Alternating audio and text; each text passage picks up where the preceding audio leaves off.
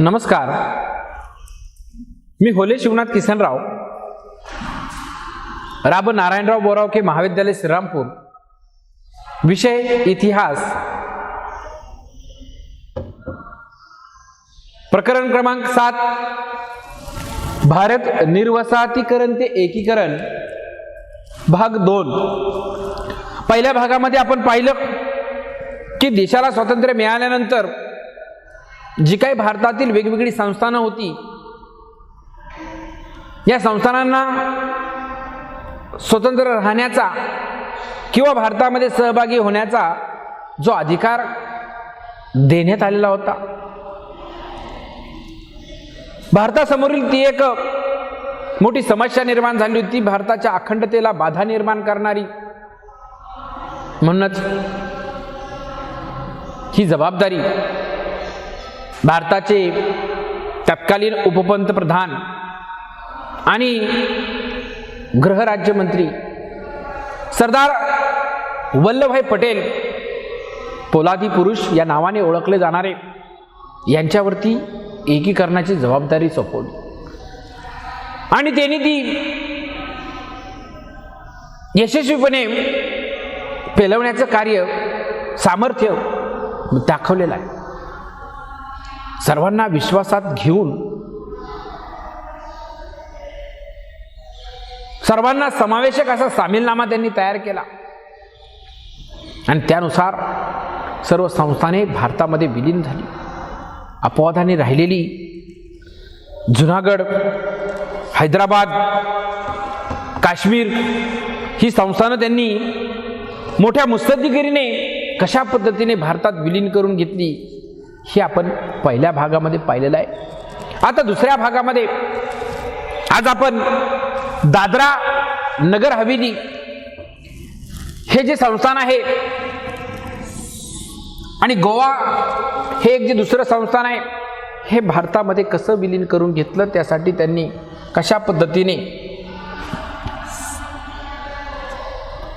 युक्ती लावलेली आहे हे आपण पाहणार आहोत। दादरा नगर हवेली गुजरातच्या समुद्र किनाऱ्यापासून काही अंतरावर असलेल्या आणि दमनगंगा नदीच्या उत्तरेकडील किनाऱ्यावरील वसलेल्या दादरा नगर हवेली या प्रदेशावर पोर्तुगीजांची सत्ता होती। या भागावर त्यांनी गव्हर्नरची नेमणूक केलेली होती। भारताला स्वातंत्र्य मिळाल्यानंतर आपली अशी अपेक्षा होती,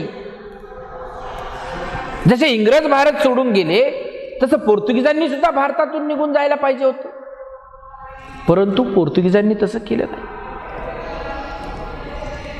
मग स्थानिक जनता पोर्तुगीजांच्या विरुद्ध सक्रिय झाली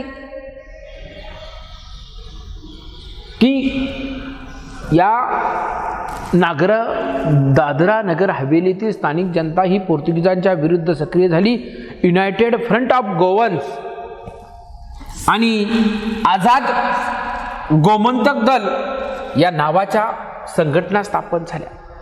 त्यांनी पोर्तुगीजांना या संघटनेच्या माध्यमातून विरोध करण्यास सुरुवात केली। स्थानिक जनतेने या संघटनेला मदत केली। पोर्तुगीजांच्या ताब्यातून गोवा मुक्त करण्यासाठी मोहिमा आखण्यात आल्या आणि या मोहिमेमध्ये स्थानिक जनता उत्साहाने सहभागी झाली की इथून पुढच्या कालखंडामध्ये पोर्तुगीजांच्या ताब्यातून आपल्याला दादरा नगर हवेली हा प्रदेश भारतामध्ये प्राप्त करून घ्यायचा आहे आणि स्थानिक जनता सुद्धा भारतामध्ये सहभागी होण्यासाठी उत्सुक होती। परंतु पोर्तुगीजांनी या ठिकाणी जो गव्हर्नर नेमलेला होता, त्या गव्हर्नरच्या माध्यमातून सत्ता चालवण्याचं काम त्या ठिकाणी केलं जात होतं। 1954 मध्ये फ्रान्सिस मस्करीन, विमल सरदेसाई, आझाद गोमंतकच्या नेत्यांनी ही जी चळवळ आहे, तर ही चळवळ 54 मध्ये अधिक तीव्र करण्याचा प्रयत्न केला। साध्या मार्गाने चळवळ करून चालणार नाही, गतिमान चळवळ त्या ठिकाणी केली पाहिजे, यासाठी प्रयत्न त्यांनी केलेला होता। कार्यकर्त्यांनी प्रखर आंदोलनाच्या माध्यमातून नगर हवेलीचा काही भाग प्राप्त केला। युनायटेड फ्रंट ऑफ गोवन संघटनेला दादरा भागावर नियंत्रण मिळवले। आझाद गोमंतक परिषदेच्या राष्ट्रवादी मुक्ती सेनेने नरोली, पिंपरिया, सिल्वासाचा भाग ताब्यात घेतला। स्थानिक पोलीस ठाणे आणि प्रशासकीय कार्यालयावर हल्ले चढवले। जनतेचा प्रक्षोभ लक्षात घेऊन पोर्तुगीज सैन्याने माघार घेतली. पोर्तुगीज कॅप्टन फिडाल्गो आपल्या नागरिकांनी जो विरोध दर्शवलेला होता, पोलीस चौकीवरती ब्रिटिशांच्या ठाण्यावरती हल्ला चढवण्यास सुरुवात केली, त्यावेळेस मात्र आता त्यांनी जनतेचा प्रक्षोभ लक्षात घेऊन आता काही इथं जास्त वेळ थांबणं आपल्याला शक्य होणार नाही, ही जनता आपल्याला थांबू देऊ शकणार नाही, प्रसंगी ही 2 हात करायला आपल्यासमोर उभी राहिलेली आहे. म्हणून पोर्तुगीज कॅप्टन फिडाल्गो यांनी शरणागती त्या ठिकाणी स्वीकारली आणि ऑगस्ट 1954मध्ये जो दादरा नगर हवेलीचा प्रदेश आहे तर तो त्यांनी भारताकडे सुपूर्द केला. ही जबाबदारी जी आहे तर ही जबाबदारी ज्यावेळेस त्यांनी शरणागती स्वीकारली, केंद्र सरकारने KG बदलानी या अधिकाऱ्यास त्या भागात प्रशासन सुरळीत करण्यात पाठवलं. त्यांनी भारत सरकारशी केलेल्या करारानुसार दादरा नगर हवेलीचा भाग कायदेशीररित्या 2 ऑगस्ट 1954ला भारताकडे सोपवण्यात आला. 2 ऑगस्ट 1954ला कायदेशीररित्या हा जो दादरा नगर हवेली हा जो भाग आहे भारत सरकारकडे सुपूर्द करण्यात आला. या लढ्यात विश्वनाथ लवंदे, रामाभाऊ वाकणकर, सुधीर फडके, नानासाहेब काजरेकर, निळूभाऊ लिमे, वसंत झांजले इत्यादींनी भाग घेतला होता. आणि यानंतर 1961मध्ये या भागाला केंद्रशासित प्रदेशाचा दर्जा देण्यात आला. हा जो दादरा नगर हवेलीचा प्रदेश आहे भारत सरकारकडे पोर्तुगीजांच्या ताब्यातून ज्यावेळेस आपण केलेल्या आंदोलनाच्या माध्यमातून प्राप्त झाला, त्यावेळेस त्याला केंद्रशासित प्रदेशाचा दर्जा 1961ला देण्यात आला. दादरा नगर हवेलीप्रमाणेच गोवा हे भारतीयांच्या दृष्टिकोनातून एक महत्त्वाचं ठिकाण गोवा प्राप्त करण्यासाठी, पोर्तुगीजांच्या ताब्यामधून घेण्यासाठी स्वातंत्र्यपूर्व कालखंडापासून भारतीयांनी प्रयत्न चालू केले होते. जवळजवळ 400 वर्षापासून गोवा जो आहे तर तो पोर्तुगीजांच्या ताब्यात होता आणि तो पुन्हा भारतीयांना स्वातंत्र्यप्राप्तीनंतर मिळावा. जसं दादरा नगर हवेलीमधून भारताला स्वातंत्र्य मिळाल्यानंतर पोर्तुगीजांनी निघून जाणं अपेक्षित होतं, तसंच गोवा या ठिकाणाहून सुद्धा ते निघून जातील असं आपल्याला अपेक्षित होतं, परंतु तसं काही घडलं नाही. मग आपल्याला त्यांच्याशी 2 हात करावे लागले, लढा करावा लागला. परंतु हा लढा आपला स्वातंत्र्यानंतर नाही, स्वातंत्र्याच्या अगोदर चालू झालेला होता. तर तो म्हणजेच 1928ला मुंबई गोवा काँग्रेस कमिटी स्थापन करण्यात आली. गोवा प्राप्त करण्यासाठी मुंबई या ठिकाणी गोवा काँग्रेस कमिटी ही एक संघटना आहे. तर ही गोव्याला स्वतंत्र करण्याच्या दृष्टिकोनातून प्राप्त केली होती आणि त्याचे डॉक्टर TB कुन्हा हे प्रमुख म्हणून त्या ठिकाणी कार्य पाहत होते. डॉक्टर TB कुन्हा यांच्या मार्गदर्शनाखाली या गोवा काँग्रेस कमिटीचे कार्य सुरू झाले. 1928ला 1929मध्ये गोवा काँग्रेस भारतीय राष्ट्रीय काँग्रेसच्या अंतर्गत सामील झाली किंवा त्याच्या अंतर्गत असणारी एक शाखा म्हणून नावारूप आले. जी राष्ट्रीय काँग्रेस भारताला स्वातंत्र्य देण्याचा प्रयत्न करत होती तीच राष्ट्रीय काँग्रेसच्या माध्यमातून या डॉक्टर TB कुन्हा यांनी मुंबईत स्थापन केलेली गोवा काँग्रेस कमिटी एक राष्ट्रीय काँग्रेसची शाखा बनवून टाकली. 1939मध्ये त्याच्या माध्यमातून छोडो गोवा ही पत्रके एक प्रकारे प्रसिद्धी करून सगळीकडे पसरवण्यात आली. प्रत्येक ठिकाणी छोडो गोवा, जसं भारत छोडो आंदोलन 1942ला महात्मा गांधीजींच्या नेतृत्वाखाली सुरू झालं, तत्पूर्वीच छोडो गोवा ही पत्रके तयार करण्यात आली होती. संयुक्त आघाडीचे अध्यक्ष फ्रान्सिस मस्करव्हिन्स यांनी भारतीय राष्ट्रध्वज फडकवला. 1946मध्ये राम मनोहर लोहिया यांच्या नेतृत्वाखाली सविनय कायदेभंग चळवळ सुरू करण्यात आली. राम मनोहर लोहिया यांच्या अध्यक्षतेखाली सविनय कायदेभंग चळवळ जी भारतामध्ये सुरू झाली होती तीच चळवळीचं काम जे आहे तर या राम मनोहर लोहिया यांच्या अध्यक्षतेखाली मार्गदर्शनाखाली ही सविनय कायदेभंग चळवळ सुरू करण्यात आलेली होती. आणि ही कार्य करत असतानाच ब्रिटिशांनी दडपशाही सुरू केली. जे लोक या गोवा मुक्ती आंदोलनामध्ये सहभागी झाले आहेत त्यांना धरपकड करणे, त्यांची शिक्षा देणे, वेगवेगळ्या प्रकारे धमकावणे, प्रसंगी कठोर शिक्षा करणे हा मार्ग त्यांनी सुरू केलेला होता. लोहियाजींना पोर्तुगीज सरकारने पकडून हद्दपार केले. मडगाव येथील सत्याग्रहात भाग घेतल्याबद्दल doctor T B. Cunha, Purushottam Kakodkar, doctor Ram Hegde, doctor P P. Shirodkar, Gopal Mayekar यांना अटक केली.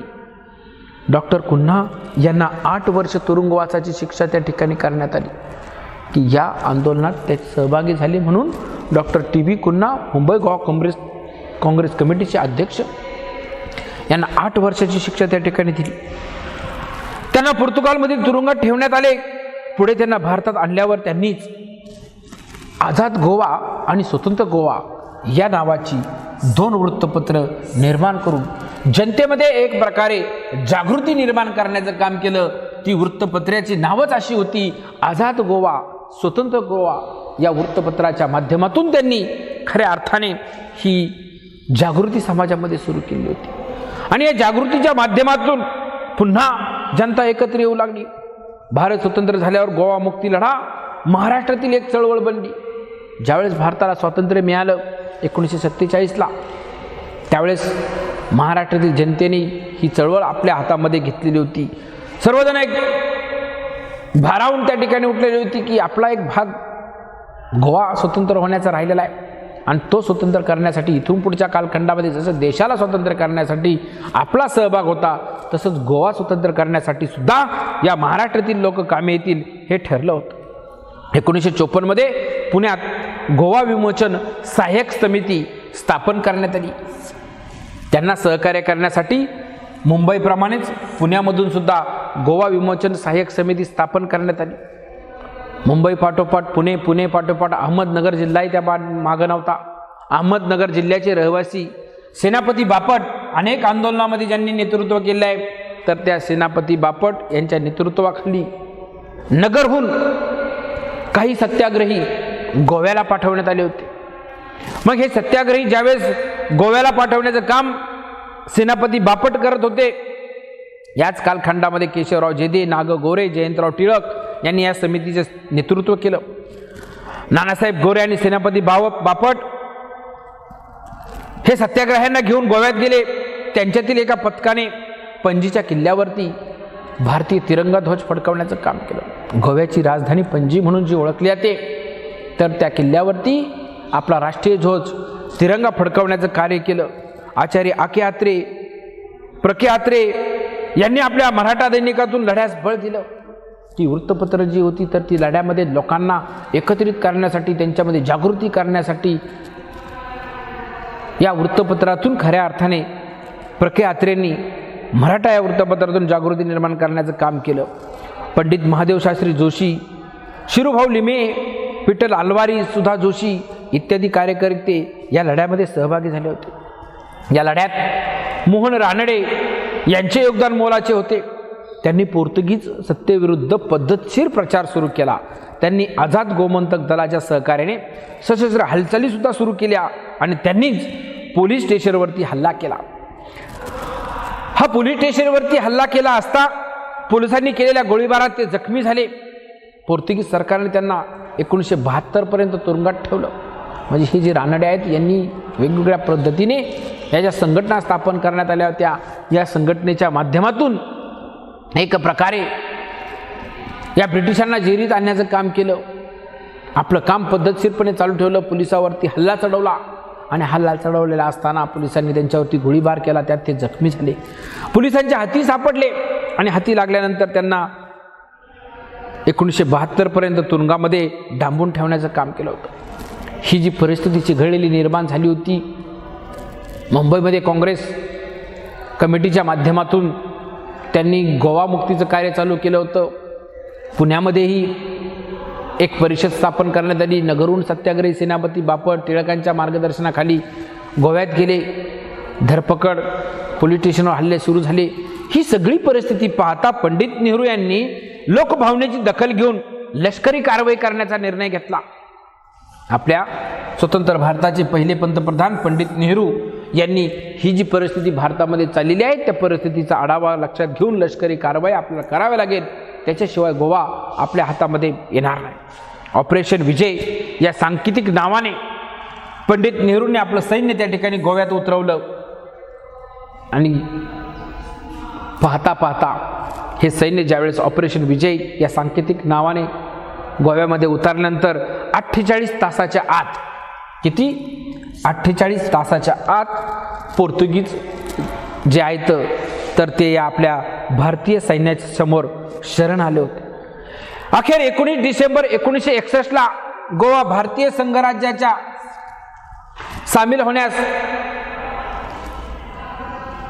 पोर्तुगीज तयार झाले. 48 तासाच्या आत ज्यावेळेस पोर्तुगीज शरण आले, 19 डिसेंबर 1961 ला गोवा भारतीय संघराज्यात सामील झाला. जवळजवळ 450 वर्षाची जी गुलामी आहे, पोर्तुगीजांच्या ताब्यामध्ये गोवा 450 वर्ष होता आणि या 450 वर्षाचे पारतंत्र्य गोव्याचे संपुष्टात आले आणि 1961 पासून गोवा भारतामध्ये सहभागी करण्यात आला.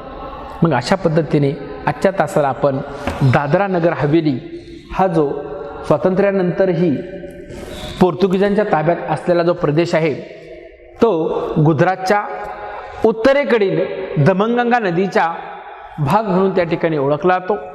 या ठिकाणी भारताला स्वातंत्र्य मिळाल्यानंतर पोर्तुगीजांनी हा भाग आपल्या ताब्यामध्ये द्यावा अशी आपली अपेक्षा होती, परंतु त्यांनी त्या ठिकाणी गव्हर्नरची नेमणूक केली होती आणि त्याच्या विरोधात United front of Goans Azad Gomantak दल या संघटना सहभागी झाल्या की हा दादरा नगर हवेलीचा प्रदेश भारताप्रमाणेच पोर्तुगीजांच्या ताब्यातून पुन्हा वापस घ्यायचा आणि त्यासाठी या संघटना स्थापन झाल्या.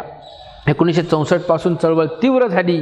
पोर्तुगीज कॅप्टन ज्यावेळेस चळवळ तीव्र झाली, जनतेचा प्रक्षोभ लक्षात घेता त्याने पोर्तुगीजांचा जो कॅप्टन आहे फिडाल्गो याने शरणागती पत्करली आणि 2 ऑगस्ट 1954 ला हा दादरा नगर हवेलीचा भाग जो आहे तर तो भारताकडे सोपवण्यात आला.